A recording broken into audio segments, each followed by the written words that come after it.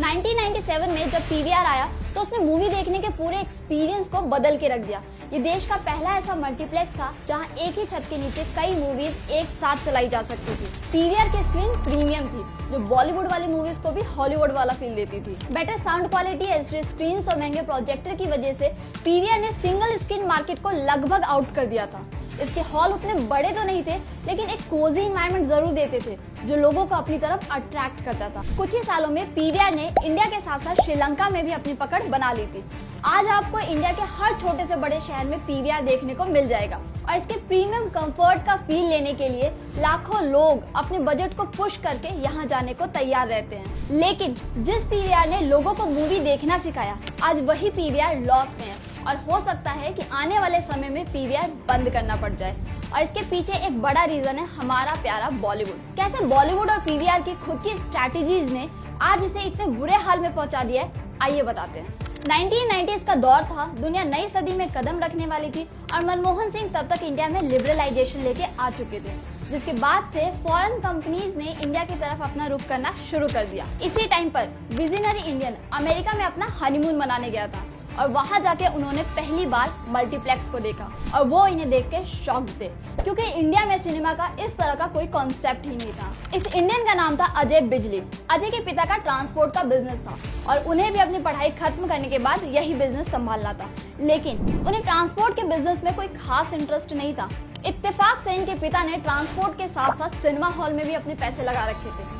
दिल्ली के वसंत विहार में उनका खुद का सिनेमा हॉल था जिसका नाम था प्रिया सिनेमा। अजय जब वापस आए तो उन्होंने अपने पिता को कहा कि उन्हें ट्रांसपोर्ट के बिजनेस में कोई इंटरेस्ट नहीं है और वो सिनेमा हॉल का बिजनेस संभालेंगे। जैसे ही सिनेमा हॉल अजय के हाथ में आया, उन्होंने उसकी तस्वीर ही बदल के रख दी। उन्होंने पुराने हॉल की स्क्रीन, चेयर, लाइटिंग्स और साउंड सिस्टम सबको चेंज कर दिया। ये भारत का पहला ऐसा सिनेमा हॉल था जहाँ पर डॉल्बी साउंड सिस्टम लगा हुआ था। जैसे ही हॉल रेनोवेट होकर तैयार हो गया, इसे देखने के लिए लोग उतावले होने लगे।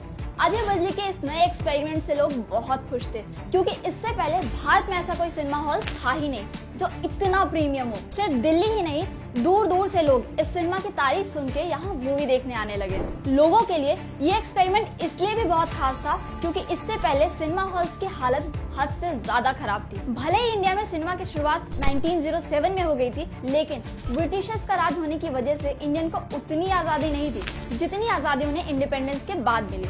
देश की आजादी के बाद 90s का एंड आते आते भारत के लोगों के ऊपर सिनेमा का क्रेज इतना बढ़ चुका था कि हर छुट्टी पर ये हॉल खचाखच भरे रहते थे। अमिताभ और धर्मेंद्र जैसे स्टार्स के एक्शन पर सीटियां नहीं रुकती थी। इस समय तक इंडिया में सिर्फ सिंगल स्क्रीन सिनेमा हॉल ही हुआ करते थे, जहां पर स्क्रीन और साउंड क्वालिटी का हाल बद से भी ज्यादा बदतर था। उस समय पे भारत में बहुत दूर दूर पे सिनेमा हॉल हुआ करते थे और एक सिनेमा हॉल में एक ही मूवी कई दिनों तक लगी रहती थी, जिसकी वजह से ज्यादातर मूवी को हॉल में रिलीज होने का मौका ही नहीं मिलता था और जो लगी हुई है वो महीनों तक लगी रहती थी। ऐसे में अगर किसी को दूसरी कोई मूवी देखनी होती थी तो उन्हें दूर के किसी सिनेमा हॉल में जाके अपना समय बर्बाद करना पड़ता था। लोगों के लिए ये एक्सपीरियंस इसलिए भी बहुत खास था क्योंकि इससे पहले सिनेमा हॉल की हालत हद से ज्यादा खराब थी। पीवीआर की स्ट्रैटेजी कुछ इस तरह की थी कि उसने लोअर क्लास, मिडिल क्लास और हायर क्लास तीनों तरह के पीपल को टारगेट किया।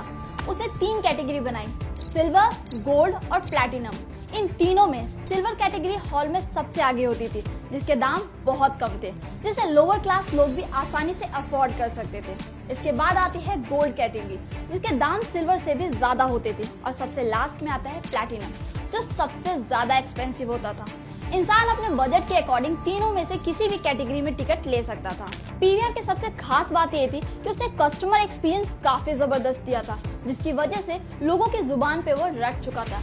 यहाँ किसी को भी फिल्म देखकर बिल्कुल लग्जरियस फील आता था। कंफर्टेबल सीट और high quality screen experience customer को हर जगह नहीं मिल सकता था और अपने इसी स्टैंडर्ड को बरकरार रखने के लिए पीवीआर ने टाइम टू टाइम अपनी स्ट्रैटेजीज में काफी चेंजेस किए। वरना थिएटर तो और भी थे और लोग वहाँ भी पैसे देके थोड़ी कम स्क्रीन क्वालिटी में कॉम्प्रोमाइज कर सकते थे। साल 2000 में पीवीआर की किस्मत पलट गई जब इंडिया में मॉल कल्चर ने एंट्री ली। इसके साथ ही भारत ने फिल्म इंडस्ट्री पे 5% टैक्स को कम कर दिया था, जिसकी वजह से पीवीआर ने दिन दुगनी और रात चौगनी तरक्की की थी। टैक्सेस कम होने की वजह से टिकट कलेक्शन लगभग दुगना हो गया था। पीवीआर जिसने कोविड से पहले साल 2018-19 के फाइनेंशियल ईयर में टोटल 189.40 करोड़ रुपए कमाए थे, उसी ने कोविड के दौरान बीते साल 2019-20 के फाइनेंशियल ईयर में सिर्फ 26.85 करोड़ का प्रॉफिट कमाया था, यानी कि पूरे 150 करोड़ से भी ज्यादा का लॉस झेला। इतना ही नहीं, साल 2020-21 में पीवीआर ने टोटल 289 करोड़ का लॉस झेला था। हालांकि कोविड के बाद जब साल 2022 में थिएटर अपनी पूरी ऑक्यूपेंसी के साथ खुले तो इसका रेवेन्यू 1000 करोड़ तक पहुंच चुका था। कोविड के बाद इतनी ज्यादा भीड़ का सीधा यही मतलब था कि लंबे समय के बाद सिनेमा खुलने की वजह से लोग थिएटर में मूवी देखने के लिए उतावले हुए बैठे थे। पीवीआर के फेल होने के पीछे दूसरा सबसे बड़ा हाथ बॉलीवुड मूवीज का भी है। लॉकडाउन के बाद जब केजीएफ रिलीज हुई तो पीवीआर ने अच्छा खासा प्रॉफिट कमाया था, इतना कि पीवीआर के उस क्वार्टर के रिवेन्यू में 23% अकेले केजीएफ ने ऐड किए थे। जब साल की शुरुआत हुई तब भी गंगूबाई काठियावाड़ी और आरआर की वजह से सिनेमा हॉल को काफी प्रॉफिट हुआ था, लेकिन वही लाल सिंह चड्ढा, राम सेतु सर्कस जैसी मूवीज ने उसका अच्छा खासा घाटा भी करवाया। इस रिजल्ट को देख के साफ पता चलता है कि अगर कंटेंट सही हो तो मूवी चल सकती है, लेकिन रीमेक और फिल्मों के नाम पे बॉलीवुड कुछ भी बना रहा है, जिसका घाटा सिर्फ उसे ही नहीं इंटरटेनमेंट इंडस्ट्री के बाकी फैक्टर्स को भी हो रहे हैं। जहां कुछ बॉलीवुड मूवीज ने पीवीआर को सदमे में डाल दिया था, वहीं उसे हॉलीवुड की सबसे ज्यादा पैसे कमाने वाली मूवी अवतार 2, वकांडा फॉरएवर और ब्लैक एडम जैसी मूवीज ने अच्छा खासा सपोर्ट किया था। इस बात से जाहिर है कि कंटेंट बढ़िया होना चाहिए, फिल्म चलेगी। पीवीआर के मालिक अजय बिजली खुद इस बात को मानते हैं कि साउथ की मूवीज तो फिर भी कुछ न कुछ दे जाती हैं, लेकिन बॉलीवुड मूवीज अपने प्री पैंडेमिक सिचुएशन के अकॉर्डिंग सिर्फ 50 to 60% ही देती हैं। बॉलीवुड के फेलियर के लिए कहीं ना कहीं ओटीटी भी जिम्मेदार है, क्योंकि कोविड के दौरान जब लोगों के हाथ में ओटीटी लगा मानो खजाना लग गया हो। इन प्लेटफॉर्म के जरिए लोगों ने दुनिया भर के सिनेमा को देखा और अब वो बॉलीवुड के स्टैंडर्ड का कंपैरिजन उससे करते हैं। लेकिन जब अजय बिजली से सेम यही सवाल किया गया कि क्या आपको भी लगता है कि ओटीटी ने सिनेमा को अफेक्ट किया है, इस पर उनका कहना है, इंसान घर के किचन में खाना पड़े होने के बाद भी कई बार बाहर खाना खाने जाता है और ओटीटी भी कुछ इसी तरह से है। वो लोगों को आसानी से चीजें तो प्रोवाइड करवाता है, लेकिन एंटरटेनमेंट के लिए लोग बाहर भी आते हैं, तो इसमें कोई बड़ी बात नहीं है कि ओटीटी ने नुकसान क्या हो बॉलीवुड का। लेकिन अजय सर माने या ना माने, लेकिन ओटीटी की वजह से दुनिया को सिनेमा और कहानी की पहचान तो बखूबी हुई है। फिल्में ना चलने की वजह से पीवीआर को एक और घाटा है। जो भी मूवीज बॉक्स ऑफिस पर पिट जाती है उसमें लगाया गया एडवर्टाइजर का सारा पैसा बर्बाद हो जाता है। और हाल ही में जैसे बॉलीवुड फ्लॉप मूवीज देने का रिकॉर्ड तोड़ने में लगा हुआ था, उससे एडवर्टाइजर का मन उठने लगा और वो भी पीवीआर में एडवर्टाइजमेंट पे पैसा लगाने में डरने लगे। ऐसा नहीं है कि पीवीआर के डाउनफॉल का सारा क्रेडिट बॉलीवुड मूवीज को जाता है। कोविड के बाद जब सिनेमा हॉल खुले तब अपने घाटे को पूरा करने के लिए पीवीआर और आइनॉक्स जैसे बड़े बड़े सिनेमा हॉल्स ने टिकट के पैसों के साथ साथ फूड और बेवरेज पे 32% दाम बढ़ा दिए। अगर इन इंडस्ट्री को मार्केट में टिके रहना है तो इसके लिए ये जरूरी भी था।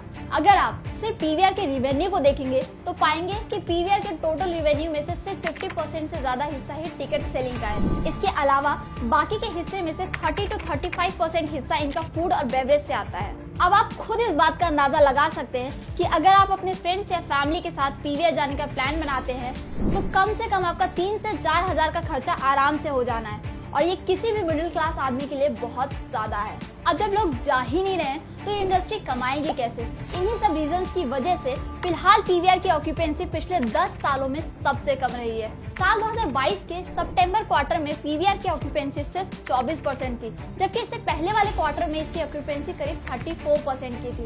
ऐसा नहीं है कि ये हाल सिर्फ पीवीआर का है, पिछले 5 सालों के अंदर पूरी दुनिया के सिनेमा हॉल ऐसे ही सफर कर रहे हैं, जिसमें यूएसए की एएमसी थिएटर, जो दुनिया की सबसे बड़ी थिएटर चेन है, पिछले 5 सालों में उसका रिवेन्यू 44% तक डाउन हुआ है। यही नहीं, ब्रिटेन की सबसे बड़ी कंपनी सिनेवर्ल्ड के तो इतने बुरे दिन आ गए हैं कि साल 2022 में वो कंपनी दिवालिया करार कर दी गई। तो पीवीआर और ओटीटी में आपको कौन सा बेस्ट लगता है हमें कमेंट करके जरूर बताएं, और वीडियो को लाइक और शेयर करना बिल्कुल ना भूलें।